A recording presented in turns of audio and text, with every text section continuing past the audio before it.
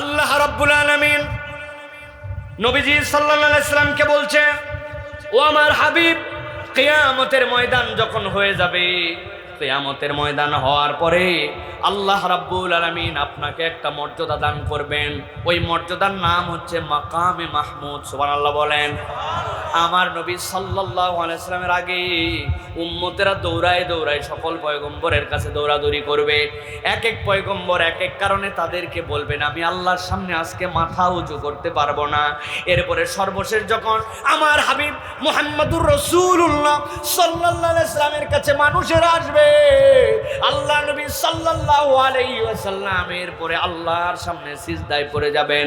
আমার নবী বলছেন, আমি সিজদায় যখন পড়ে যাব, যাওয়ার পরে এমন ভাবে আল্লাহর প্রশংসা করবেন, এমন ভাবে আল্লাহর হামদ করবেন, ওই হামদটুকু আল্লাহ শিখাই দিবেন। আল্লাহর নবীর আগে কেউ ওই ভাষায় কখন আল্লাহর প্রশংসাই করতে পারে নাই। আল্লাহ রাব্বুল আমিনের পয়গম্বর যখন হামদ করতে থাকবেন, আল্লাহ রাব্বুল আমিন তখন পয়গম্বরকে বলবেন, ইরফারা আসাকা ইয়া হাবিবি, আপনি আপনার মাথা উত্থিত করেন ও আমার প্রিয় হাবিব। এরপরে আপনি শাফাত করেন, আপনি সুপারিশ করেন, আপনি যার ব্যাপারে সুপারিশ করবেন আজকে তার পক্ষ থেকে সুপারিশ গ্রহণ করা হবে। সুবহানাল্লাহ। আমার হাবিব সাল্লাল্লাহু আলাইহি ওয়াসাল্লামকে আল্লাহ বলবেন, ও আমার হাবিব, দুনিয়ায় যখন আপনি ছিলেন, থাকা অবস্থায় যখন দ্বীনের দাওয়াত দিয়েছেন, ওই মানুষেরা আপনার প্রতি কি বর্বরচিত আচরণ করেছে, কি পাওয়ার দেখাইছে, কি ক্ষমতা দেখাইছে, কি বাড়াবাড়ি দেখাইছে। নবীজি সাল্লাল্লাহু আলাইহি ওয়াসাল্লামের মাথার উপরে পর্যন্ত উটের ভুঁড়ি চাপায় দিয়েছে। আল্লাহর নবীর গায়ের মধ্যে এমন ভাবে পাথর নিক্ষেপ করেছে, পা মোবারকের মধ্যে রক্তক্ষরণ হয়ে জুতা পর্যন্ত সেই জায়গায় আঠা দিয়ে আটকায় গেছে। একটা মানুষকে কেমন কষ্ট তাহলে দেওয়া যায়? আল্লাহ বলতেছেন, ও আমার হাবিব, আপনি বাড়াবাড়ি দেখেছেন, এই মাতব্বরি দেখেছেন, এই তকব্বরি দেখেছেন। দিনের কথা বলার পরেও দিনের বুঝ নেয় নাই, উল্টা সে বাঁকা হয়ে চলে গেছে। নিজের ক্রেডিট নিয়ে, নিজের ভাব নিয়ে, নিজের দাপট নিয়ে তার চলাচল অন্যরকম হয়েছে। কিন্তু আমার হাবিব, আপনি মাথা উঁচু করেন। আজকে আপনি তাদের পক্ষ থেকেই কেবলমাত্র আজকে সুপারিশ করবেন। আমি আল্লাহ যাদেরকে সুপারিশ করার জন্য মনোনীত করব, আপনার সুপারিশ গ্রহণ করা হবে। তবে আমি রব্বুল আমিন ক্রাইটেরিয়া বর্ণনা করে দেব, এর বাহিরে আরেক শ্রেণী আজকে আপনার সামনে হাজির হবে। আল্লাহ রাব্বুল আমিন বলছেন, তারা কারা, কি অপরাধে আল্লাহ রাব্বুল আমিন তাদের কথা উল্লেখ করলেন। আল্লাহ কোরআনে বলছেন, ওয়ালাউ তারা ইয উকিফু আলান النار فقالوا يا ليتنا نرد ولا نكذب بآيات ربنا ونكون من المؤمنين।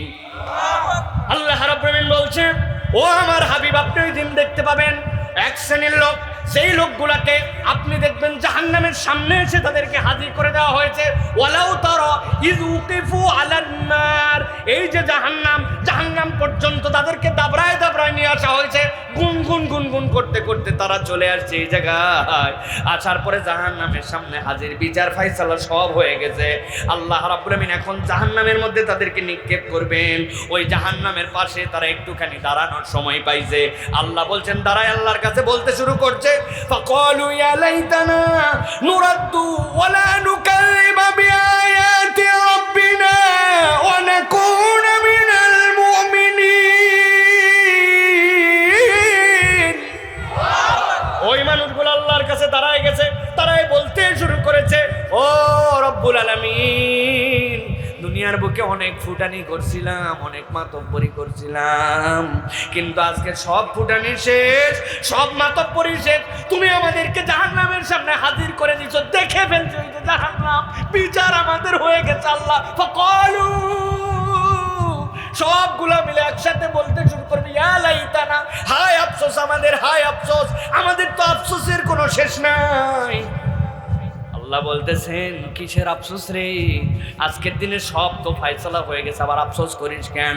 তারা বলতে শুরু করবে, আল্লাহ আমাদের আফসোসের মাত্র ছোট্ট একটা কারণ আছে, নুরাদ্দু।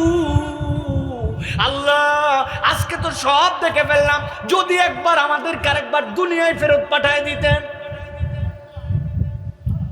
বুঝে থাকলে বলেন, ওই দিন জাহান্নামের সামনে যাওয়ার পরে দুনিয়ায় কি আর ফেরত আসার সুযোগ থাকবে ভাই? আল্লাহ বলতেছেন, ওদেরকে জিজ্ঞাসা করো তো, দুনিয়ার থেকেই তো এখানে আসছো, দীর্ঘ পথ পার করে তো এখানে আসছো, তাহলে আবার কি দুঃখে তোমরা দুনিয়ায় যেতে চাও? দুনিয়ায় যাওয়ার উদ্দেশ্য কি? কি মনে করতেছো এবার দুনিয়ায় গেলে বেঁচে যাবে নাকি? না, ওরা সাথে সাথে বলতে শুরু করবে, আল্লাহ আমরা যদি দুনিয়ায় ফেরত যেতে পারি, আমরা দুইটা কাজ সুন্দর করে করব। কি কাজ? ওয়ালা নুকাযযিবা বিআয়াতি রাব্বিনা, দুনিয়ায় থাকতে পণ্ডিতি করে আল্লাহর আয়াত জানার পরেও, আল্লাহর হুকুম পরিষ্কার হওয়ার পরেও, আল্লাহর বিধান আমাদের সামনে উন্মুক্ত হওয়ার পরেও আমরা মাতব্বরি করে তোমার বিধানকে অস্বীকার করছিলাম। আল্লাহ আমাদের বুঝ ক্লিয়ার ছিল, কিন্তু যৌবনের তাড়নায় গরম দেখায়া, পাওয়ার দেখায়া কি হবে এইরকম আমাদের মধ্যে অ্যারোগেন্স এসে গেছিল। আল্লাহ তোমার আয়াতগুলো অস্বীকার করেছিলাম, একবার যদি দুনিয়ায় ফেরত পাঠাও তোমার কাছে ওয়াদা করতেছি এইবার গেলে আর তোমার আয়াত স্বীকার করব না। ওয়ানাকুনা মিনাল মুমিনিন, একবার ফেরত পাঠায় দেখো আল্লাহ আমরা পূর্ণ মুমিন হয়ে যাব। ও গাজীপুরের মুসলমান, একটু ঠান্ডা মাথায় বলেন, মরতে তো হবেই। কত বাপের আগে সন্তান চলে গেল, কত বাপের আগে দাদা বেঁচে থাকতে নাতি মরে গেল, কত মানুষ দুনিয়ার থেকে আমার সামনে কবর দিয়ে নামায় দিলাম, কত জানাজায় হাজির হয়ে গেলাম, কিন্তু আমার বোধ জাগ্রত হলো না। আল্লাহ বলতেছেন ওই দিন যাওয়ার পরে বলতেছিস আমি রব্বুল আমিন তোমার প্রতি পূর্ণ ঈমান আনবো, তোমার আয়াত অস্বীকার করবো না। বুঝে থাকলে বলেন তো ওই দিনের এই স্বীকারোক্তিতে আমাদের কি বাঁচার কোনো কায়দা থাকবে? এবার একটু বুঝে থাকলে বলেন কিয়ামত কি হয়ে গেছে?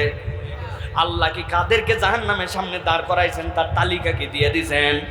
আল্লাহ দেন নাই তালিকা, কিয়ামত হয় নাই, কিন্তু আল্লাহ গাজীপুরের ময়দানে এই আজকের ডেটের মধ্যে এখানে বসায়া আল্লাহ রাব্বুল আলামিন কোরআন থেকে বান্দাকে জানাই দিচ্ছেন, বান্দা তাহলে ওই দিন যাওয়ার পরে এটা কিন্তু তোর হতাশার কারণ হবে। আজকের থেকে শিক্ষা নিয়ে নে, তোর দুনিয়ায় আর ফেরত আসা লাগবে না। তুই তো বরং সেই না আমলনামা ডান হাতে চলে আসবে, ইয়ানকালিবু ইলা আহলিহি মাসরুরা, লাফাইতে লাফাইতে না তোর পরিবারের কাছে যাওয়ার দরকার। গরুর বাছুর যেরকম করে আনন্দে 3-4 দিন হওয়ার পরে এমন লাফানো লাফায়, কেন লাফায় কেউ জানে না, মনে হয় চুলার মধ্যে চলে যাবে, মনে হয় পালের মধ্যে উঠে যাবে, মনে হয় বিছনার মধ্যে চলে যাবে, লাফায় না। আল্লাহ বলতেছেন তোর আমলনামা পাওয়ার পরে তো লাফাইতে লাফাইতে খুশি হওয়ার কথা, তুই মন খারাপ করবি কেন? বান্দা তোর যেন মন খারাপ না হয় এই জন্য আমি অগ্রিম জানায় রাখলাম, জীবন থেকে দুইটা অপরাধ দূর করে ফেল। আল্লাহর আয়াত, আল্লাহর হুকুম যেই না মাত্র জেনেছিস আর কখনো এখান থেকে দূরে থাকতে পারবি না। আর আল্লাহর প্রতি পূর্ণ মুমিন হয়ে আয়, ওই দিন যাওয়ার পরে কিন্তু দ্বিতীয়বার এই আবদার গ্রহণ করা হবে না, ঠিক না? বলছি তো ঠিক, কিন্তু নিজের জীবন থেকে একটু মিলায় দেখি। ফজরের আযান মুয়াজ্জিন কতবার জীবনে দিয়ে গেল, হাইয়া আলাস সালাহ,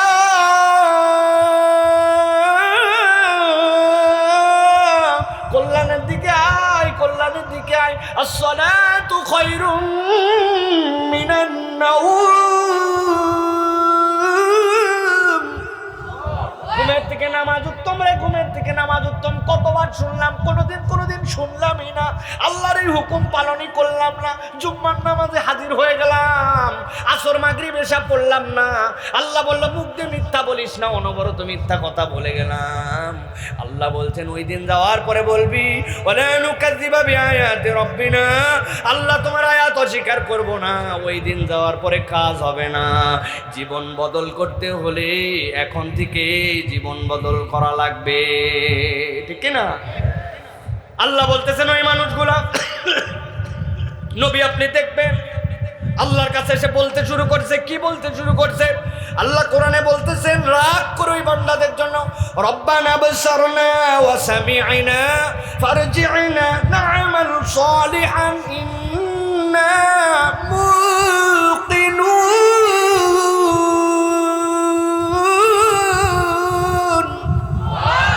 আল্লাহ বলতেছেন ওই মানুষরা বলতে শুরু করবে, আল্লাহ আহারে দুনিয়ার বুকে আমাদেরকে বহুত বুঝাইছিল, কিন্তু চিন্তা করছে বলেই হুজুরেরা, বলেই রে ভাই, বলে দুনিয়ায় সব কিছু পালন করলে চলা যায় না, ঠিক না ভাই? আপনি দোকানদারি করে দেখেন, মিথ্যা ছাড়া আপনি দোকানদারি করতে পারবেন না। হুজুর আপনি তো দোকানদার না, ওয়াজ করা সহজ, উল্টা ওয়াজ আমাদেরকে করে, ঠিক কিনা? আপনি এই সকল কথাবার্তা যদি বলেন, আল্লাহ বলতেছেন, ফ্যানটা একটু ঘুরে দেন, ডাইরেক্ট কিনা বাতাস। আল্লাহ বলতেছেন ওই সময় ওই মানুষগুলো আল্লাহর কাছে বলবে, আমি একটা কথা আমার নিজের থেকে বলতেছি না, আল্লাহ কোরআনে বলছেন রব্বানা আবসারনা। ওই মানুষগুলো এই দিন দেখে ফেলবে আল্লাহ তাদের জন্য কি শাস্তির ব্যবস্থা করেছেন। আল্লাহ আমরা তো দেখে ফেলছি, আল্লাহ এই জাহান্নামের দিকে আমাদেরকে কেমনে দাবড়ায় দাবড়ায় নিয়ে আসা হয়েছে। রব্বানা আবসারনা ওয়া সামি'না, আল্লাহ আমরা শুনেও ফেলছি, আল্লাহ যা যা ঘটনা সবগুলো আমরা শুনে ফেলছি। আল্লাহ আল্লাহ তোমার কাছে ফরিয়াদ, ফারজি'না, আমাদেরকে একটু আরেকবার ব্যাক করে দুনিয়ায় পাঠায় দাও। এই দুনিয়ার থেকেই তো আসলি, আবার কেন দুনিয়ায় যেতে চাস? কেন আবার দুনিয়ায় ফিরতে চাস? আল্লাহর কাছে বলবেন না আমাল সালিহা, আল্লাহ একবার খালি পাঠায় দেখো, ইন্না মুকিনুন, আমরা কড়া বিশ্বাসী হয়ে আবার ফেরত আসতে যাই। তার মানে ওই দিন আল্লাহর কাছে বিপদে পড়ে যাবে তারা দুনিয়ার বুকে আমল করেনি যারা। ঠিক না? আমল লাগবে ভাই। একবার ওই দিক ঘুরাই দিলেন কেন? এটা কি হুঁশ আটকেল বুঝলাম না। তাহলে প্রিয় ভাইয়েরা, আমরা 3টা পয়েন্ট শুনবো বলছি, ঠিক না ভাই? 1 নম্বরটার মধ্যে কি আছে?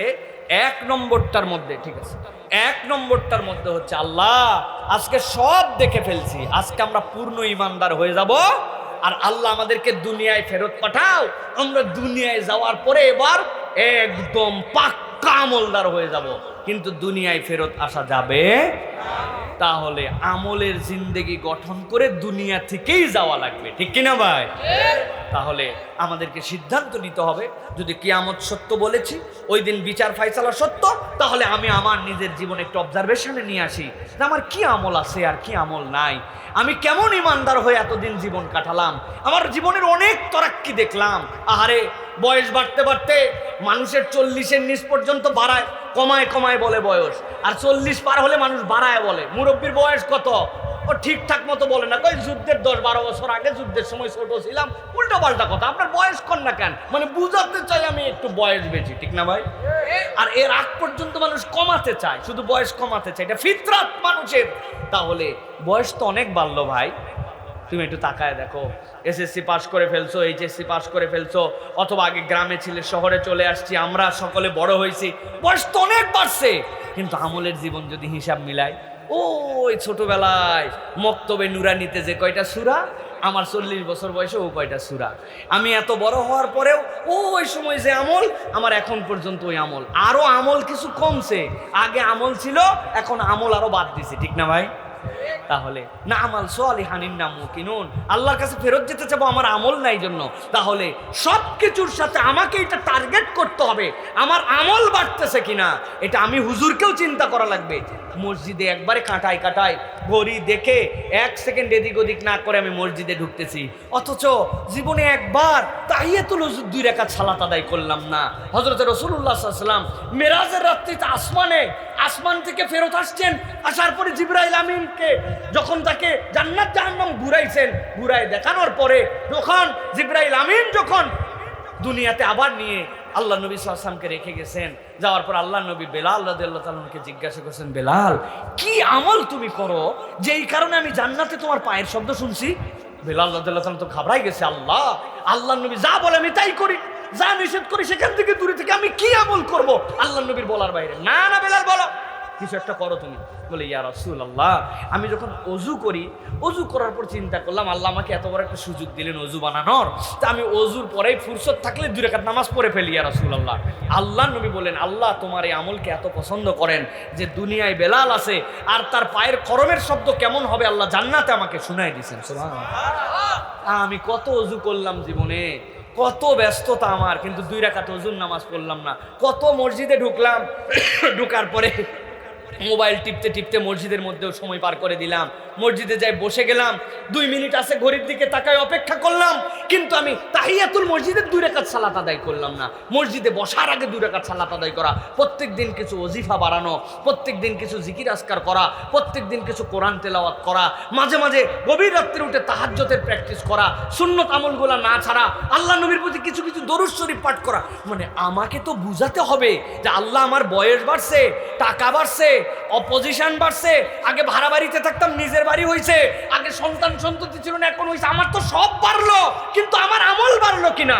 আল্লাহ বলতেছেন বান্দা এইটা তোরে স্মরণ করাই দেওয়ার জন্য আমি বললাম না আমাল সালিহান ইন্না মুকিনুন। ওই দিন যাওয়ার পরে কিন্তু বলবি আল্লাহ আমি আবার দুনিয়ায় ফেরত যেতে চাই আমল করার জন্য। আল্লাহ বলছেন ওই দিন আসার দরকার নাই, আমি আগেই জানাই রাখলাম এই ঘটনা কিন্তু হবে, তুই প্রস্তুতি নিয়ে আয়। সুবহানাল্লাহ। তাহলে আমরা কি সিদ্ধান্ত নিতে পারবো যে ইনশাআল্লাহ আমরা আমাদের জীবনে আমল বাড়ানোর জন্য চেষ্টা করব? পারবো ইনশাআল্লাহ? পারবো। এবার চলেন তাহলে 2 নম্বরে। আল্লাহ রাব্বুল আলামিন বলছেন ও আমার হাবিব ওই দিন যাওয়ার পরে যখন মানুষজন কিয়ামতের বিভীষিকার মধ্যে উত্থিত হওয়া শুরু করবে, সব মানুষ ওই দিন ভয়ঙ্কর পরিবেশের মধ্যে যাবে না। আল্লাহ রাব্বুল আলামিন কত মানুষের জন্য এক্সেপশনাল ব্যবস্থা করবেন। ওই মানুষগুলোকে আল্লাহ ডেকে নিয়ে তারা আরশে আজিমের ছায়ার নিচে বসায় দিবেন। সব মানুষ যদি মনে করে কিয়ামতের ময়দান ভয়াবহ, ভুল কনসেপ্ট এইটা, সকলের জন্য এটা ভুল। সকলের জন্য কিয়ামতের ময়দান ভয়াবহ হবে না, কতক মানুষ টেরই পাবে না। রব্বুল আমিন এক মুহূর্তের মধ্যেই খেলাটুকু তার জন্য পার করে দিবেন। আর কতক মানুষের জন্য ওইটা বিশাল বড় কঠিন হবে, বিশাল বড় কঠিন হবে। আপনি যদি ছোট্ট একটু কনসেপ্টের মধ্যেও বুঝেন, আপনার এইখান থেকে সন্ধ্যা বেশি দূরে নয়, অল্প একটুখানি পথ, 5-7 কিলোমিটার 10 কিলোমিটার গেলেই হয়ে যায়। এখন কঠিন গরমের দিনে আপনি যদি রাস্তা 10 কিলোমিটারই এখান থেকে হেঁটে হেঁটে চন্দ্রা পর্যন্ত যান, আপনার অবস্থাটা কি হবে?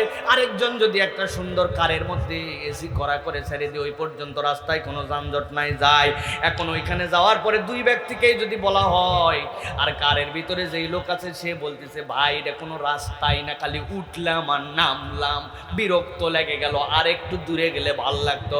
আর যেই বেটা হাঁটে হাঁটে আইছে 1.5 ঘন্টায়, ওই বলবে মিয়া ইয়ার কি মারেন, কি কষ্ট আমি জানি, আগে পানি দেন, ঠান্ডা কলিজা ঠান্ডা হয়ে যায়, ঠিক কিনা? সুতরাং রাস্তা বরাবর হলেও পদ্ধতিটা আলাদা। আল্লাহ বলতেছেন ওই দিন যাওয়ার পরে আল্লাহর এক শ্রেণীর বান্দা আল্লাহর সামনে ওই দিন উঠবে। আল্লাহ বলতেছেন তারা ওই দিন আল্লাহর কাছে একটা কথা বলতে শুরু করবে, এই কথার দলের মধ্যে যেন তোমরা শামিল হও না, আমি আল্লাহ তোমাদেরকে জানাই দেই। আল্লাহ বলছেন ইন্না আনজারনাকুম আযাবান করিবা ইয়াওমা ইয়ানজুরুল মার'উ মা قدمت يداه ويقول الكافر يا ليتني كنت ترابا। আল্লাহ বলতেছেন ও আমার হাবিব ওই দিন আপনি দেখতে পাবেন দুনিয়ায় গাদ্দারি করছে, দুনিয়ায় ইসলাম পছন্দ করে নাই, দুনিয়ার বুকে বিশাল শান শওকত নিয়ে চলছিল, মাতব্বরি তকব্বরি তো কেউ তাদের সাথে পারে নাই, মনে করছিল ধরা ছোঁয়ার বাইরে। আল্লাহ বলতেছেন ইন্না আনজারনাকুম আযাবান করিবা, যখন তাদের কাছে আযাব চলে আসবে, আল্লাহর নিকট হয়ে যাবে, ইয়াউমা ইয়ানজুরুল মার'উ মা কদ্দামাত ইয়াদাহু, ওই দিন দেখতে পাবে মানুষ কি সে অগ্রে পাঠায় আসছে, কি সে ডিপোজিট করছে, সব যখন ব্যালেন্স চেক করে দেখতে পাবে। আল্লাহ বলতেছেন ওই সময় এক শ্রেণীর লোক আল্লাহর কাছে চিৎকার করে বলতে শুরু করবে, তারা কারা? ওয়ায়াকুলুল কাফিরু ইয়া লাইতানি কুনতু তুরাবা। আল্লাহ বলছেন যারা কাফের তারা আল্লাহর কাছে বলবে আমরা যদি আজকে মাটি হয়ে যেতাম।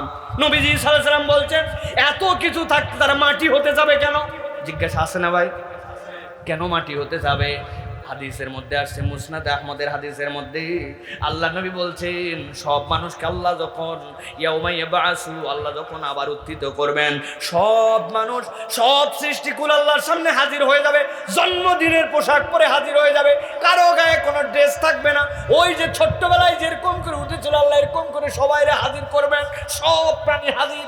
আল্লাহ নবী বলছেন এরপর আল্লাহ কতকগুলা দুম্বা, কতকগুলা ছাগল, কতকগুলা ভেড়া তার সামনে আল্লাহ হাজির করবেন। ওই ভেড়ার পালের মধ্যে যখন সবগুলা মিলে ঘাস খাচ্ছিল, সবগুলা মিলে খাবার খাচ্ছিল, খাবার খাইতে খাইতে একটা দুম্বা যার মাথার মধ্যে শিং উঠে গেছিল তরতরায়া, আর পাশে যেইটা খাচ্ছিল তার মাথার মধ্যে তখনও শিং উঠে নাই। শিংওয়ালার যখন শিং উঠছে চুলকাই শিংয়ের মধ্যে, ও তখন মাতব্বরি করে তার পাশের জন্য খাইতে দিবে না, গুতা দিয়ে ওই দুম্বারে কষ্ট দিয়ে সরাই দিয়েছিল। আল্লাহ রাব্বুল আমিন তখন ওই যেই দুম্বার মাথার মধ্যে শিং ছিল না, আল্লাহ বলবেন তোর শিং উঠাও, শিং সাথে সাথে উঠে যাবে। যেইটা ওরে দুনিয়ার বুকে গুতা দিয়েছিল খাইতে খাইতে, এবার বলবেন তুই ওরে গুতা দে। ওরে যখন গুতা দেওয়া হবে হিসাব বরাবর হয়ে যাবে। পৃথিবীর যত বাহিমাতুল আনাম সব প্রাণী কুলের বিচার আল্লাহ শেষ করে তাদেরকে বলবেন সবগুলা মাটি হয়ে যাও। যেই না সব মাটি হয়ে যাবে, এই মানুষগুলা তো আল্লাহর সামনে দেখে ফেলছে আযাব কাকে বলে। আল্লাহর বিধানকে অস্বীকার করার কারণে তাদের প্রাপ্তি কি, জাহান্নাম কেমন করে তাদেরকে ডাকতেছে। ওয়াসিকাল্লাযীনা কাফারু ইলা জাহান্নামা যুমারা, দল দল করে পিটায় পিটায় তাদেরকে নিয়ে আসা হয়েছে, কোমরের মধ্যে জিনজির লাগায় দেওয়া হয়েছে, এখনই তো জাহান্নামের মধ্যে ফেলে দেওয়া হবে। আল্লাহ বলতেছেন ওই মাটি হয়ে যাওয়া দেখে ওই কাফেরেরা অস্থির হয়ে যাবে, আল্লাহর কাছে বলতে শুরু করবে ইয়াকুলু ইয়া লাইতানি কুনতু তুরাবা, আজকে যদি মাটি হতাম কত ভালো হতো। আল্লাহ বলতেছেন আজকে মৃত্যুকে জবাই করে দেওয়া হয়েছে, মাটি তো দূরের কথা, আর কোনোদিন তুই মৃত্যু বরণ করবি না, হয় জান্নাত না হয় জাহান্নাম। আল্লাহু আকবার। আল্লাহ বলতেছেন বলতে শুরু করবে ইয়াকুলু ইয়া লাইতানি কদ্দামতু লিহায়াতি ফায়াউমা ইযিল লা ইউআযিবু আযাবাহু আহাদ ওয়া লা ইউসিকু ওয়াসাকাহু আহাদ। যেই পণ্ডিতের ওই দিন এই কথা বলবে, আল্লাহ বলতেছেন আমি আল্লাহ তাদেরকে অগ্রিম বলে রাখলাম, দুনিয়ায় কিচ্ছু বলি নাই, দুনিয়ায় মাতব্বরি তকব্বরি করছি, কিন্তু আমি আল্লাহ বললাম ইয়াউমা ইযিল লা ইউআযিবু আযাবাহু আহাদ ওয়া লা ইউসিকু ওয়াসাকাহু আহাদ। আমি আল্লাহ তোরে এমন বাঁধা বাঁধবো, আমি আল্লাহর মতো তোরে কেউ বাঁধতে পারে না। আল্লাহ যদি কাউরে ধরতে চান তারে কি বান্দা লাগে ভাই? বান্দা লাগে। কিন্তু আল্লাহ রাগ করে বলতেছেন আমি তোরে বাঁধবো, আমি তোরে এমন আযাব দেওয়া দিব, তুই কেন আজকে এসে বলবি মাটি হব? তোর তো মাটি হইতে চাওয়ার কথা না, তোর তো যাওয়ার জায়গা জান্নাত। তুই জান্নাতে না যেতে চেয়ে কেন মাটি হইতে চালি? আজকে তোরে বাইন্ধে ফেলবো, আজকে তোরে আমি ধরে ফেলবো। ইন্না বাতশা রাব্বিকা লাশাদীদ। আল্লাহ বলছেন আমার ধরা বড় ভয়ঙ্কর। আল্লাহ বলতেছেন ও আমার হাবিব, আপনি আপনার উম্মতকে এই জন্য জানায় রাখেন ওই দিন আসার পরে কিন্তু মাটি হওয়া যাবে না। ওই দিন বান্দাকে আল্লাহর সামনে হাজির হতে হবে ডান হাতের উপযুক্ত আমল নামাওয়ালা হইয়া, ঠিক কি না? দুনিয়া মাজরাউল আখিরা সব বুঝি আমরা, কে বুঝে না? আমিও বুঝি, আপনিও বুঝেন। এই দুনিয়া আখিরাতের কর্মক্ষেত্র কে বুঝে না? সবাই বোঝে। আজকে সারাদিন কাজ করলে আমার বেতন হবে, না হলে বেতন হবে না। মাস ঠিক মতো হাজিরা দিলে মাস শেষে সে অনুযায়ী দেখে লেট ফাইন পর্যন্ত আসে। পরপর 3 দিন লেট করে আসলে একদিনের বেতন গায়েব হয়ে যায়। কে না জানে? সবাই বোঝে।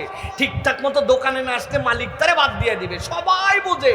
শুধু বুঝলো না যে ওই অনন্ত জীবন যেখানে আমাকে যাইতে হবে তার জন্য আমার কিছু চালান লাগবে।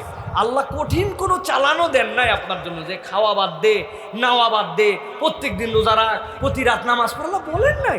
আল্লাহ বলতেছেন বান্দা আমার ফরজ হুকুমগুলো তুই পালন কর, 5 ওয়াক্ত নামাজটা বাদ দিস না, হ্যাঁ, তুই মিথ্যা কথাটা বলিস না, হারামের সাথে জড়িত হইস না, আল্লাহর সাথে কাউকে শরিক করিস না, পর্দা পুশিদা ফরজ হলে পর্দা পুশিদাটা ঠিকঠাক মতো কর, দাড়ি রাখার যদি উপযুক্ত হয়ে যায় এই কবিরা গুনাহটা করিস না, এটা তুই ছাইড়ে দে, টাকনুর উপরে কাপড়টা উঠায় চল, সুদ ঘুষের সাথে তুই জড়িত হোস না, বান্দার হকে তুই ফাঁকি দিস না। তুই বান্দার হকে কেমনে ফাঁকি দে? তুই আল্লাহর কাছে কেমনে তুই রিওয়ার্ড আশা করিস রে? ভাই রে ভাই, কি বুদ্ধি হাজী সাহেবের, কল্পনাই করতে পারবেন। হাজী সাহেবের 10 বিঘা জমি হজে যাওয়ার আগ দিয়া ওনার 1 মেয়ে আর ওনার 2 ছেলে, উনি বুদ্ধি করে মেয়েদেরকে ডাইকে এনে বলছে মা তোদের বিয়ে শাদীর সময় অনেক খরচ হয়েছে, তো এই যে আমার ভালো জমি যেটা আছে ওইখান থেকে তোকে আমি 7.5 শতক করে দিয়ে দিচ্ছি মা, বিশাল দাম এটা, আর তুই আমি ফিরতে পারি কি না পারি তুই বাবা ধর মনের মধ্যে ধরিস না, বাকি জমি জমা যা আছে 9 বিঘা এটা 2 ছেলের মধ্যে ইনসাফ মতো বন্টন করে দিছে। ঠিক আছে তো না ভাই? ঠিক নাই? ওইও বুঝছে ঠিক নাই। এখন না বুঝে মক্কা শরীফ রওনা হয়ে গেছে। মক্কা শরীফে যাওয়ার পরে খানায় কাবার সামনে যখন হাজির, হাজী সাহেব তখন খানায় কাবার সামনে হাত তুলে আল্লাহর কাছে দোয়া করতেছে। আল্লাহ কান্না ঠেলা আশপাশের লোকজনের সাথে জড়িত হয়েছে যে বাপ রে বাপ, এইরকম আল্লাহর খাস বান্দা কি দোয়া করে দেখি। হাজী সাহেব দোয়া করতেছে রব্বুল আলামিন আসার আগে আগে আল্লাহ মেয়েদেরকে একটু কম জমি দিয়া একটু কম, ছেলেদেরকে আল্লাহ একটু বেশি দিয়েছে। আল্লাহ এই কাজটা করা ঠিক হয় না। আল্লাহ খানায় খাবার সামনে আসলে প্রথম দোয়া করলো, আল্লাহ তুই সব গুনাহ মাফ করে দিস। আল্লাহ আজকে আমার এই ভুলটা তুই দোয়া করে মাফ। বুঝে থাকলে বলেন তো, বান্দার হক নষ্ট করে যদি আল্লাহর সামনে যায় আর আল্লাহর কাছে দোয়া করে, ওই দিন কি রব্বুল আলামিন ওই হক নষ্টের গুনাহ মাফ করবে? আল্লাহ রাব্বুল আমিন বলছেন, ওই দিন যাওয়ার পরে এমনি এমনি তো তুমি মাটি হতে চাও নাই, তোমার মাটি হওয়ার পিছনে কারণ ছিল। তুমি রব্বুল আমিনের সামনে ওই দিন হাজির হয়েছো, কারণ এমন কাজ করে আসছো, তোমার আমলনামা তোমার সামনে চলে আসছে। বাপ মা তোমাকে কত স্নেহ করে করে বড় করলো, আদরে আদরে তোমারে বড় করে এই পর্যন্ত নিয়ে আসলো। তুমি যখন একটুখানি হাত পা চলা করা শিখছো, যখন তোমার বল ফুটে গেছে, যখন তুমি একটু সাবালক হয়েছো, তখন তুমি তোমার বাপ মার সাথে গাদ্দারি করো, বেয়াদবি করো। তোমার বাপ মা যেদিকে বলে সেই দিকে চলো না। চিন্তা করছো বাপ মায়ের কথা মানার না মানার মধ্যে কি যায়? আমার আল্লাহ বলছেন, ওয়াকাদা রাব্বুকা আল্লা তা'বুদু ইল্লা ইয়্যা ওয়া বিল ওয়ালিদাইনি ইহসানা। আমি আল্লাহর হুকুম মানার পরে বাপ মায়ের কথা মানা তোর জন্য ফরজ করছিলাম বান্দা। আজকে তুই বাপ মায়ের কথা না শুনে বেয়াদবি করে আসছিস, তুই তকব্বরি করে আসছিস। বাপ মা বলছে আব্বারে এইরকম চুল মানুষে কাটে না, এই চুল কাটলে মানুষ ভদ্রলোক বলে না, এইটা কোনো ভদ্র পরিবারের চুল কাটা হতে পারে না। বেশি কথা বললে তোমার বাড়ি থাকলাম না, আছে না ভাই? আরে ভালো প্যান্ট মানুষ পরে, তুই কেন নিজের প্যান্ট কেনার পরে সেরা প্যান্ট পরিস? কই এইটার নাম স্টাইল, তুমি কি বোঝো? আছে কিনা? অমুক বন্ধুর সাথে ঘুরিস না, ওইটা গাঞ্জাখোর, ওইটা হচ্ছে মদখোর, ওইটা হচ্ছে নেশাখোর, তার সাথে চলবি না। কয় হয় আমি ওর সাথে চলবো, তোমার যদি সমস্যা থাকে বাড়ির থেকে বাইর করে দাও। বাড়ির থেকে বাইর করে দাও বলে বাপ মার সাথে বেয়াদবি করে, উচ্ছৃঙ্খলের মতো আচরণ করে। দুনিয়া আল্লাহ কোরআনে কি বলছেন দেখেন, আমার একটাও আমার কথা নয়। আমার আল্লাহ রাব্বুল আমিন বলছেন, ওয়া আম্মা মান উতিয়া কিতাবাহু বিশিমালিহি ফায়াকুলু ইয়া লাইতানি লাম উতা কিতাবিয়া ওয়া লাম আদরি মা হিসাবিয়া ইয়া লাইতাহা কানাতিল কাদিয়া। আল্লাহ বলছেন সাবধান, ও আমার বান্দারা সাবধান, সহ্য করতে পারবি না। আল্লাহ বলছেন কিয়ামতের দিনে যাওয়ার পরে এক শ্রেণী আল্লাহর সামনে হাজির হয়ে যাবে। যাওয়ার পরে তারা বলতে শুরু করবে, আম্মা মান উতিয়া কিতাবাহু বিশিমালিহি। তাদের বাম হাতে যেই না আমলনামা দিয়ে দেওয়া হবে, ওই বাম হাতের আমলনামা, আমি যতবার এই তাফসীর করি, যতবার বলি আমার নিজের মধ্যে ভয় লেগে যায়। ওই বাম হাতে আমলনামা এরকম নয়, এদিকে আয়, ধর তোর আমলনামা, একজন দিয়েছে ডান হাতে, একজন দিয়েছে বাম হাতে, সস্তা কারবার এরকম হবে না। আল্লাহ কোরআনুল কারীমের মধ্যে বলছেন, আম্মা মান উতিয়া কিতাবাহু ওয়ারাআ যাহরি ফাসাউফা ইয়াদউ সুবুরা।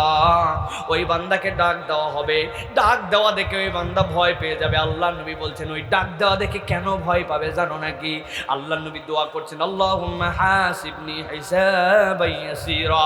ওই আল্লাহ তুমি আমার হিসাবকে সহজ করে দাও।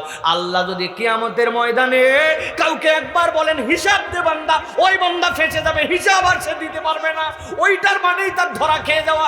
আল্লাহ দেখে বলতেছেন, এদিকে আয়, তোর আমলনামা বাম হাতে দেওয়া হবে। এরকম করে কেবল হাতে দেওয়া নয়, আল্লাহ বলতেছেন বাম হাতটা পিছন দিকে নেওয়া হবে, এরপরে বক্ষ ভেদ করে দেওয়া হবে, এই কলিজা ভেদ করে বাম পাশ থেকে তার হাত বের হয়ে আসবে। কল্পনা করে দেখেন, একবার যদি কারো বক্ষ ভেদ করে এই কলিজা ভেদ করে হাত বের হয়, ওই বান্দা বলবে, আল্লাহ আমার যা বিচার করো করো, আমার আমলনামাটাই আমার হাতে দিও না। আল্লাহ আজকে যদি বিচার না হতো, আজকে আমার মৃত্যুর মাধ্যমেই যদি সব শেষ হয়ে যেত, বড় বাঁচা বেঁচে যেতাম। বলেন তো ওই দিন যাওয়ার পরে এইগুলা কথাবার্তার কোনো মানে থাকবে? এগুলো কথা মানে থাকবে ভাই? আল্লাহ আমার যদি হিসাব না হতো, আল্লাহ আমি যদি মাটি হতাম, আল্লাহ রাব্বুল আমিন আমার যদি আজকে মৃত্যুর মাধ্যমে সব শেষ হয়ে যেত, এগুলো ফাওয়া লাভের কোনো দাম থাকবে ওই দিন? কিন্তু আল্লাহ কোরআনে টু দা পয়েন্ট এইটা বলে রাখতেছেন, বান্দা ওই আলাপের তোর দাম হবে না। কিন্তু আজকে গাজীপুরের মধ্যে জুমার রাত্রে বসে বসে তুই শুনছিলি কোরআনের এই বয়ান। বান্দা তুই মনের মধ্যে একবার চিন্তা কর, কোন আমল থাকলে আমার আমল নামা বাম হাতে আসতে পারে, সেই আমল থেকে আমার জীবনকে ফিরায় দিতে হবে। আমার আমল নামার মধ্যে দেখা যায় নামাজ নাই, আমার আমল নামার মধ্যে দেখা যায় আমার বাপ মার সাথে সম্পর্ক ভালো নাই, আমার আমল নামার মধ্যে দেখা যায় বান্দার হক মারে খেয়ে ফেলছে, আমি সামান্য একটু জমির মায়া ত্যাগ করতে পারি নাই, ঠেলে ঠেলে নিজের ওই সানসেটটা রাস্তার মধ্যে তুলে দিছি, বাউন্ডারি ওয়ালটা পাওয়ার ছিল, ক্ষমতা ছিল, একটু জোর করে এক হাতে একটুখানি বাইর করে দিয়ে জমি দখল করে নিছি। বুড়া হয়ে গেছি, বাপ মরে যাওয়ার সময় বলে গেছিল বোনের জমিগুলা ঠিকঠাক মতো ফেরত দিয়ে দেশ। বোনদেরও বিয়া হয়ে গেছে, বোনেরা আর লজ্জায় বলতে পারে না, কিন্তু তাদের জমি জমা সব আমার পেটের মধ্যে। উলাইকা ইয়াকুলুনা ফি বুতুনিহিম নারা। আল্লাহ বলতেছেন তুই তো ধান চাল খাস নাই, তুই পেটের মধ্যে আগুন গিলে ফেলছিস। আল্লাহ বলছেন সাবধান হয়ে যা বান্দা, দুনিয়ার পাওয়ার দিয়ে কি করবি, দুনিয়ার ক্ষমতা দিয়ে কি করবি, পত তকব্বরি দিয়ে কি করবি, ওইগুলো একটাও তোর জন্য কাজ দিবে না।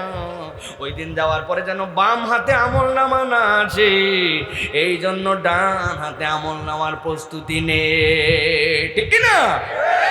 তাহলে প্রিয় ভাইরা, এটা গেল 2 নম্বর পয়েন্ট। 1 নম্বরে কি, দুনিয়ায় ফেরত আসতে চাবে আর ভালো কাজ করতে চাবে। আর 2 নম্বর কি, বাম হাতে আমল নামা আসার পরে বলবে যে আল্লাহ আমার মৃত্যু না হলেই ভালো, মাটি হলেই ভালো। এগুলো একটাও ওই দিন কথা কাজ দিবে না। কারণ কি, আল্লাহ যা বলছে ও তা করে নাই, ঠিক কিনা? তাহলে প্রিয় ভাইরা, আমাদেরকে আমাদের জীবন শুধরানোর দরকার আছে কিনা? বুঝে থাকলে বলেন দরকার আছে। এই জন্য প্রিয় ভাইরা, আল্লাহ রাব্বুল আলামিন যেন আমাদেরকে রাইট ট্র্যাকে চলার তৌফিক দান করেন। আলোচনা কি আর একটু চলবে ভাই? ইনশাআল্লাহ চলবে, শেষ করে যাব। 3টা পয়েন্ট বলবো বলেছে। আলহামদুলিল্লাহ, আমি আপনাদের এই প্রাণবন্ত উপস্থিতি, আলহামদুলিল্লাহ, আল্লাহ রাব্বুল আলামিন যেন আমাদের আশা বসাকে আজকে নাজাতের ওসিলা বানায় দেন। তাহলে 2টা গেল। এবার 3 নম্বর, হাসরের দিনে আরেকটা ভয়াবহতা হবে, যেই ভয়াবহতাটা ভয়ঙ্কর ভয়াবহতা, যেই ভয়াবহতাটা ওই দিন মানুষকে পাগল বানায় ফেলবে। মানুষ ওই দিন আল্লাহ রাব্বুল আলামিনের সামনে ওই দিন অস্থির হয়ে যাবে। তারা আল্লাহ রাব্বুল আলামিনের সামনে এমনভাবে নিজেদের নিবেদন করতে শুরু করবে, যেই নিবেদনে আল্লাহ বলতেছেন আর কোনো রিমেডি থাকবে না। ও তরুণ, আমার প্রিয় তরুণেরা, যুবকেরা, কিশোর যারা, ছোট ছোট ভাইয়েরা যেইগুলো আছো, তাদের জন্য বলি, আল্লাহ রাব্বুল আমিন বলছেন মুরব্বীরা তো একটা বয়স পার করে ফেলেছে, কিন্তু আল্লাহ রাব্বুল আমিন ওই দিন যাওয়ার পরে এক শ্রেণীর মানুষ আল্লাহর কাছে বলতে শুরু করবে। তাদের কথা আল্লাহ বলতেছেন, দুনিয়ায় কি বলবে তারা? তারা বলতে শুরু করবে, ওয়া ওয়াইলাতা ইয়া ওয়াইলাতা লাইতানি লাম আত্তাখিয ফুলানান খলিলা লাকাদ আযাল্লানি আনিয যিকরি বা'দা ইয জাআনি ওয়া কানা আশ-শাইতানু লিল ইনসানি খাযুলা। আল্লাহ বলছেন, ও আমার হাবিব, ওই দিন আপনি দেখবেন এক শ্রেণীর মানুষ ওই হাসরের দিনে আল্লাহর কাছে ছোট্ট একটা কথা বলতেছে আর বুক চাপড়াচ্ছে। তারা বলতে শুরু করবে, ইয়া ওয়াইলাতা লাইতানি, কি আফসোস আমাদের, আজকে আমাদের থেকে হতভাগার কেউ নাই। কেন রে, কি কাজ তুই করছিলি জন্য এত আফসোস করতেছিস, নিজেকে এত অভিশাপ দিচ্ছিস, এত হতভাগা ভাবতেছিস কেন? কি তোর অপরাধ ছিল দুনিয়ায়? আল্লাহ বলছেন, তারা বলতে শুরু করবে, লাম আত্তাখিয ফুলানান খলিলা, আমাদের তেমন কোনো অপরাধ ছিল না, কেবল একটা অপরাধ ছিল, আমরা যদি উমুক রে বন্ধু না বানাতাম। আমি আরবিটা বলবো, আপনারা বাংলাটা বলবেন। আল্লাহ বলতেছেন ফুলানান খলিলা, আরবিতে ফুলান মানে হচ্ছে উমুক। বলেন তো ফুলান মানে কি? আরেকবার বলেন, জোরে বলেন। আচ্ছা, এই উমুকটা কে ভাই? উমুকটা কে? আল্লাহ রাব্বুল আমিন বলছেন, উমুক বলে দিলেন আল্লাহ নবীজির প্রতি 1450 বছর আগে। কিয়ামত পর্যন্ত কোরআনের মধ্যে উমুক থাকবে। এখন দেখো তো উমুকের জায়গায় কে আছে, বলে দিব ভাই, রাগ করবেন না তো। আল্লাহ বলতেছেন উমুকটার পরিচয় দেন তো আমার হাবিব। লাকাদ আদাল্লানি আনিয যিকরি বাদা ইয জাআনি। ওই ব্যক্তির কোনো দোষ ছিল না, ওই উমুকের একটা কেবল দোষ। লাকাদ আদাল্লানি আনিয যিকির, কোরআনের রাস্তা আমি চিনেই ফেলেছিলাম, ইসলাম আমি বুঝেই ফেলেছিলাম, আল্লাহর দিকে আমি চলা শুরুই করে দিয়েছিলাম, কিন্তু লাকাদ আদাল্লানি আনিয যিকরি বাদা ইয জাআনি ওয়া কানা আশ-শাইতানু লিল-ইনসানি খাযুলা। আল্লাহ বলতেছেন, বলবে আল্লাহ রে, পথ তো আমি পেয়ে গেছিলাম, কিন্তু আমার এই বন্ধুটা এত খারাপ, আমাকে চেনা পথ, জানা পথ, পরিচিত পথ থেকে আমারে ধাক্কায়া সরায় নিয়েছিল। কেমনে সরালো তোরে? আমার বাপ মা বলছিল এইটা বিড়ি খা, এর সাথে ঘুরিস না, কিন্তু আমি চিন্তা করছিলাম আমি তো বিড়ি খাই না, ঘুরলে কি হবে। একদিন 2 দিন ঘুরতে ঘুরতে 10 দিন পার হওয়ার পর আমিও বিড়িখোর হয়েছি। ওই বিড়িখোর বন্ধু ঈদের সান্দের সময় বলছে 12 মাস কি বিড়ি খায় চলে নাকি? রোজার ঈদ, অমুকের ঈদ, আনন্দ ফুর্তি বলে একটা কথা আছে, আর বিড়িতে দম আসে না। এখন দম আসার জন্য বিড়ির ভিতরের মাল ফালায়া ভিতরে কুচকুচ করে কেটে পাতা ঢুকায়া এরপরে দিছে টান দিয়ে ঘোষণা দিছে, 1 টানেতে যেমন তেমন, 2 টানেতে রাজা, গাজীপুর অঞ্চলে উহার নাম গাজা। এরকম গাঁজাখোর বন্ধু আসেনি ভাই, ফেন্সি খোর বন্ধু আসেনি ভাই। লাকাদ আদাল্লানি আনিয যিকির। আমি তো এরকম ছেলে ছিলাম না, আমার বাপ ভালো ছিল, আমার মা ভালো ছিল, আমি মুসলিম কমিউনিটিতেই বড় হয়েছিলাম, কিন্তু বন্ধুর খপ্পরে আমি নেশাখোর হয়েছি। বুঝে থাকলে বুকে হাত দিয়ে বলেন, ঈমান দিয়ে বলেন, এরকম ছেলে পেলে আপনি চিনেন কিনা? নামাজ পড়তো মসজিদে, কিন্তু বেনামাজির সাথে ঘুরতে ঘুরতে বলতেছে, দোস্ত নামাজ তো পড়বি, কিন্তু যে খেলা চলতেছে পাওয়ার প্লে, আর মাত্র 3 ওভার, 6 বলে লাগবে 12 রান, টান টান উত্তেজনা আছে না, নামাজ বাদ দিয়া দিছি। আমি তো কত জায়গায় বলছি আসরের নামাজের ওয়াক্ত 4:15, বন্ধু মসজিদে ঢুকবে 4:14 বাজে। এমন সময় পিছন থেকে একজন আসে, টিট টিট, গায়ের গোড়ার মধ্যে এসে হরেন মারিস কেন? কয় দে রে দোস্ত তুই। বলছে দোস্ত আমার বড় ভাইয়ের থেকে আজকে R15 পিছনে ওঠ, চন্দ্রা পর্যন্ত একটা টান মেরে আসি, রাস্তা ফাঁকা ফাঁকা আছে, কত স্পিড দেখা যাবে। কয় দোস্ত রে আর মাত্র 1-2 মিনিট আছে, আসরের নামাজ পড়েই যায়। বলতেছে আসরের নামাজ প্রত্যেক দিন থাকবে, তুইও প্রত্যেক দিন থাকবি, উঠতে মন চালে ওঠ, বাইক প্রত্যেক দিন পাওয়া যাবে না, না উঠতে মন চালে অন্য দোস্তকে নিয়ে যাব। কনফিউশনের মধ্যে পড়ে গেছে, কথা তো ঠিক। নামাজি বন্ধু বেনামাজির সাথে থাকে, নামাজ ত্যাগ করছে, 1 দিন 2 দিন করতে করতে বন্ধুর সাথে ঘুরতে ঘুরতে মনের থেকে নামাজ উঠে গেছে, নামাজি বেনামাজি হয়েছে। লাকাদ আদাল্লানি আনিয যিকরি বাদা ইয জাআনি। হেদায়েত পাইয়েই গেছিলাম, ওই বন্ধুর কারণে হেদায়েত হারা হয়েছে। এরকম ঘটনা এলাকায় আসেনি? আবার উল্টাটাও আছে না? ওই যে আপনাদের মুরব্বীরা বসে আছে, 2-1 জনকে চিনেন, এই মানুষের 10 বছরের আগের জীবন আর এখনকার জীবন আপনি মিলাতে পারবেন না। আল্লাহ যদি নসিবে হেদায়েত দেয়, আলেমদের সাথে বন্ধুত্ব হয়ে যায়, আর আল্লাহ যদি নসিবে হেদায়েত না দেয়, ওই বন্ধুর কারণে পথ হারায়া জাহান্নামের রাস্তা ধরে, ঠিক না? আল্লাহ এই জন্য বলছেন, ওই বাপটা আফসোস করে বলতে শুরু করবে, লাম আত্তাখিজ ফুলানান খলিলা, যদি তারে বন্ধু না বানাইতাম। আল্লাহ বলতেছেন আমার শেষের দিকের কথা ভালো করে দিল দিয়া বোঝেন। এর আগ পর্যন্ত যেখানে যেখানে বলছি আল্লাহ নিজের পক্ষ থেকে জানাইছেন, কিন্তু নবীর পক্ষ থেকে কোনো কথা বলেন নাই, খেয়াল করছেন? কিন্তু আল্লাহ এই জায়গায় বলছেন, সেই ব্যক্তি কোরআন বুঝে ফেললো, সত্য চিনে ফেললো, মৃত্যু আছে জেনে ফেললো, পরকালে যেতে হবে বুঝে ফেললো, আল্লাহ ওই দিন যাওয়ার পরে কি কি প্রশ্ন করবেন এটাও জানে ফেললো। কিন্তু এত বোঝার পরেও যারা বন্ধুত্বের খপ্পরে পড়ে ওই বন্ধুত্বের সাময়িক মায়াকে ত্যাগ করতে পারলো না, ভালোর দিকে হিজরত করতে পারলো না, ওই বদমাইশটার থেকে দূরে সরতে পারলো না, তারপরেও দোস্ত বলে খবর দিল, দোস্ত বলে সম্বোধন করলো।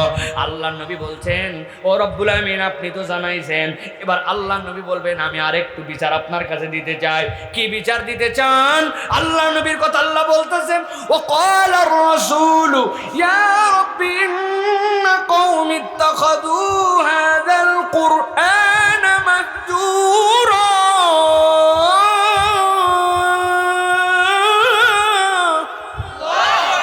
আল্লাহ বলছেন, রাসূলুল্লাহ সাল্লাল্লাহু আলাইহি ওয়াসাল্লাম সাথে সাথে সেই জায়গায় বলবেন আল্লাহ বিচার ডবল করা লাগবে।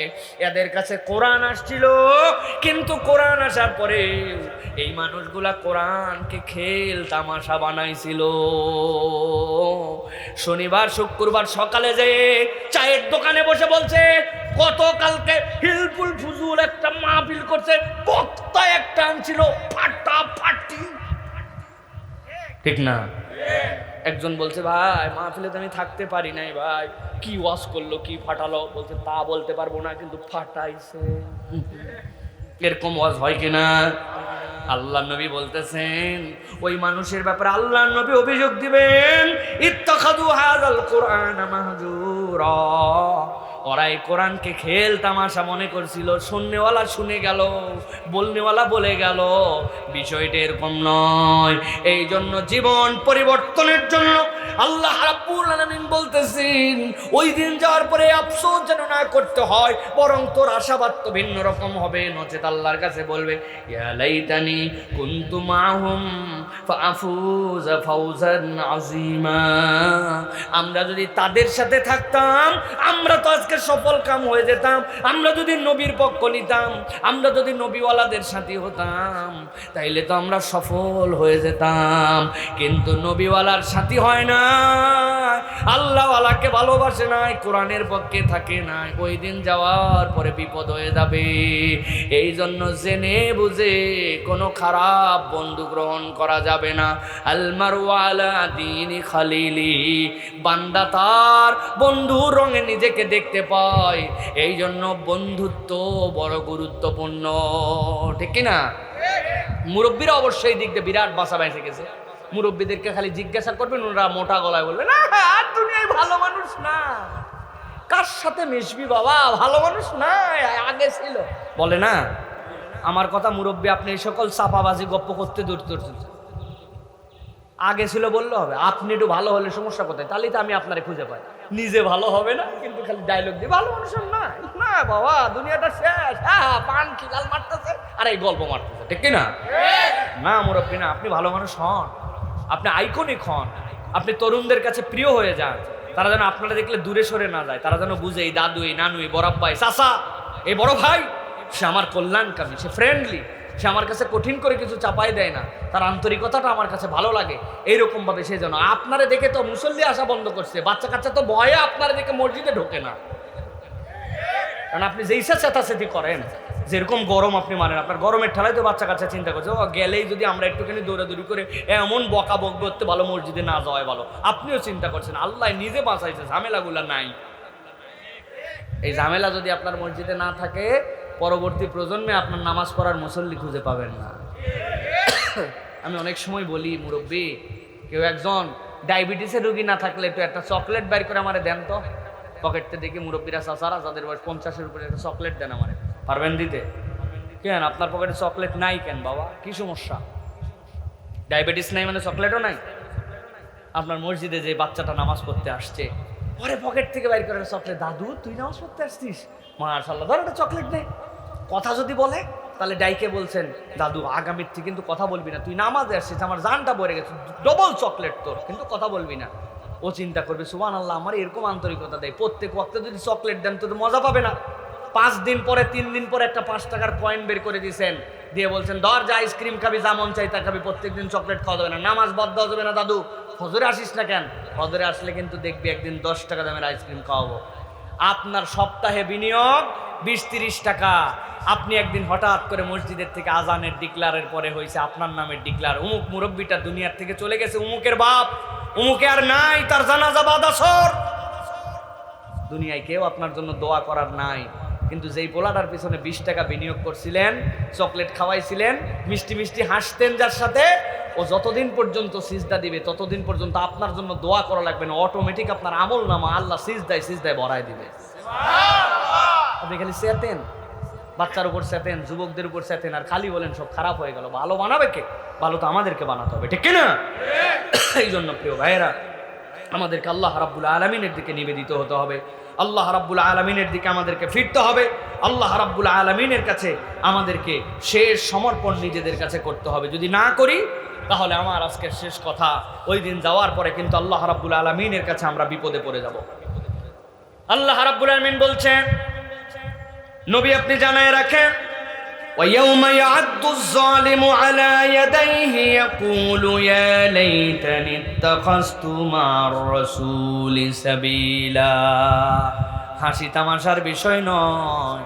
আল্লাহ বলতেছেন ওই দিন সব মানুষ বিপদে পড়ে সবগুলো আফসোস করবে, কিন্তু এক শ্রেণীর লোক ওই দিন নিজের হাতগুলা নিজের হাতের মধ্যে নিবে, নেওয়ার পরে মুখের মধ্যে ঢুকায় কামড় দিবে, কামড় দিয়ে নিজের নখগুলা নিজে ফেলে দিবে। কি কঠিন বিষয় চিন্তা করে দেখেন, নিজের আঙ্গুলে নিজে কামড় দিয়ে নিজে কেটে ফেলা অস্বাভাবিক বিষয়। এটা এত সোজা বিষয় নয়। যত মাসুম বাচ্চাই থাক, ছোট বাচ্চাই থাক, অবুঝ বাচ্চাও যদি থাকে, আমি যদি তারে বলি বাবা রে 1000 টাকা তোরে দিব, 1000 টাকা দিয়ে তুই অনেক কিছু করতে পারবি, তোর আঙ্গুলটা একটা কামড় দিয়ে আমার হাতে জমা দে, ওই বাচ্চা পর্যন্ত, মাসুম বাচ্চা পর্যন্ত দিতে যাবে না, ঠিক কিনা? আল্লাহ রাব্বুল আমিন বলছেন ওই দিন যাওয়ার পরে ইয়াউমা ইয়াদুজ যালিমু আলা ইয়াদাইহি, এক শ্রেণীর লোক ওই দিন নিজের হাতের মধ্যে নিজে কামড় দিবে, কামড় দিয়ে আল্লাহর কাছে আফসোস করবে আর বলতে শুরু করবে, আজকে আমরা কপাল পোড়া আমরা আল্লাহ রসুলের দলে অন্তর্ভুক্ত হই নাই। আল্লাহ বলতেছেন যারা ওই আফসোসকারী হবে, কিয়ামতের দিন ওই মানুষগুলার পরিচয় হয়ে যাবে জালেম। ওই জালেম কারা? রব্বানা যালামনা আনফুসানা, আল্লাহ রাব্বুল আলামিন আমাদের নফসকে তার তাবে করার জন্য প্রেরণ করেছিলেন, কিন্তু আমি আমার নফসের গোলামি করে আল্লাহর গোলামির থেকে আমি বেরিয়ে চলে গেছি। আল্লাহ বলতেছেন এই মানুষগুলা জালেম। জালেম মানে কেবল প্রশাসকের দিকে তাকায় না, নিজের দিকেও তাকান। আপনি আপনার স্ত্রীর সাথে, আমি আমার স্ত্রীর সাথে এমন কটু বাক্য ব্যবহার করি যেইটা একটা মানুষ হিসাবে তার সাথে ব্যবহার করা যায় না। আপনি হয়তো বাহিরে জালেম নন, কিন্তু বইয়ের কাছে জালেম, এরকম মুসলমান আছে কিনা? এক কথা দুই কথা পরে হাদি সাহেব এত বড় দাড়ি, নামাজ মিস করে না, কিন্তু বউরে গালি দেয় ময়াকার গয় দীর্ঘই। বানান করে দিব, দেই বানান করি। আপনি কি মনে করে এই গালিটা দিলেন? আপনি যে জালেম হয়ে গেছেন আপনি বুঝেন নাই। আপনি কোরআন প্রত্যেকদিন পড়েন, পড়তে পড়তে কোরআনের প্রতি আপনার এমন অনীহা আসছে, আপনি আগে ওযু করে পরে পেশাব করে তারপরে কোরআন পড়ে আছে না ভাই? না আপনি চিনবেন না, এরকম কিছু ব্যক্তিগতভাবে আল্লাহ শয়তান যদি তার সাথে লেগে যায় এরকম করে ফেলতে পারে। আমি বুঝানোর জন্য বললাম। আল্লাহ বলতেছেন জুলুমের বিভিন্ন লেভেল আছে, তুমি কেবল মনে করো না ওই রাষ্ট্রের উপরে বসে তারাই কেবল জুলুম করে, তুমি জালেম কিনা তুমি একটু হিসাব করো। অন্য সময় নামাজ পড়তে চায় না, কিন্তু গার্মেন্টসে ডিউটির সময় জোহরের নামাজের জন্য বের হয়, উনার জোহরের নামাজ ফুরায় না, 10 মিনিটের জায়গায় 30 মিনিট বিড়ি সিগারেট ফকরায়া তারপরে আসে। এরকম কর্মচারী আছে কিনা? আপনি তাহলে জুলুম করছেন। আল্লাহ বলতেছেন ওই দিন যাওয়ার পরে স্বক্ষেত্রে যে জালেম আল্লাহর কাছে হিসাব দেওয়া লাগবে। আপনি 3 তলায় থাকেন, 2 তলার মানুষকে আপনি গোনেন না, কান খুঁচায়া জালনা দিয়ে ফালাই দিয়েছেন, আপনি কটন বাটটা চেয়ারটা এমন জোরে টান দিয়েছেন, দরজাটা একটু মোবাইল দিলেই দরজাটা হালকা হয়ে যায়, কিন্তু আপনার দেওয়ার তবিয়তে নাই। দ্রাম করে দরজা মারে, পাশের বাসায় কে জেগে আছে, কে ঘুমায় গেছে, শিশু বাচ্চা আছে না কে আছে, চেয়ারটা টান দেয়। নিচতলার লোকের কি অবস্থা বিবেচনার মধ্যে যায় না। জুলুমের লেভেল উপর থেকে নিচ থেকে উপর পর্যন্ত আছে। আপনি মসজিদ থেকে বের হয়েছেন, জুতাটা উপর থেকে ছাড়িয়ে দিয়েছেন, ঠাস করে শব্দ হয়েছে, ভিতরে একজন মাসবুক নামাজ পড়তেছে, তার নামাজের ডিস্টার্ব হয়ে গেছে, এটাও একটা জুলুম। অমুকের বাড়ির ওয়ালের মধ্যে মাহফিলের পোস্টার লাগাই দিয়েছেন, অনুমতি নেন নাই মসজিদের ওয়াল, অন্যের টাকায় রং করা, আর আপনার পোস্টারে মসজিদ ছাপে গেছে। জুলুমের যে কত লেভেল আল্লাহর কাছে যাওয়ার পরে টের পাওয়া যাবে। এই জন্য আল্লাহ রাব্বুল আলামিন বলছেন ইয়াউমা ইয়াদুজ যালিমু আলা ইয়াদাই, ওই দিন যাওয়ার পরে হাত কামড় দিবে তারা। আর মূল জুলুম কোনটা? তারা বলতে শুরু করবে ইয়াকুলু ইয়া লাইতানি ইত্তাখাযতু মা'আর রাসূলি সাবিলা, আমরা আজকে বেঁচে যেতাম, আমরা যদি আল্লাহ রসুলের পথ নিয়ে নিতাম। তার মানে সুন্নতের ইত্তেবাকারী হতে হবে। আল্লাহ নবীর সুন্নত যার সাথে, মুক্তির রাস্তা তার সাথে। আল্লাহর নবীর সুন্নত যার সাথে নাই, মুক্তি পাওয়ার কোনো সম্ভাবনা নাই, ঠিক কি না?